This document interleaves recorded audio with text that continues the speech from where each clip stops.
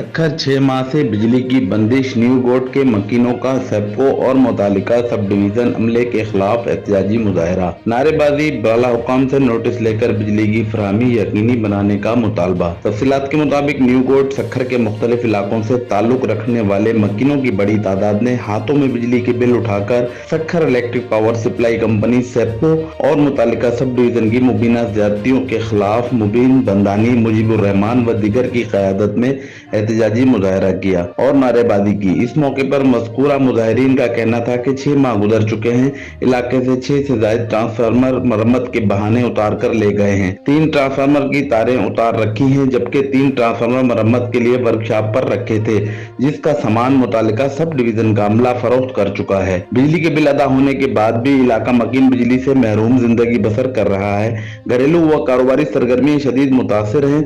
रमजान के अय्याम में बिजली फराहम न करना अवाम दुश्मनी है, जो सरासर जुल्म है, जिसकी शदीद अल्फाज में मजम्मत करते हैं। मुजाहिरीन ने सेप्को चीफ समेत दीगर बाला हुकाम और अफसरान से नोटिस लेकर मकीनों को बिजली की फराहमी यकीनी बनाने समेत मुलविस सेप्को सब डिवीजन अमले के खिलाफ कार्रवाई का मुतालबा किया। फुरकान खोसो, सखर।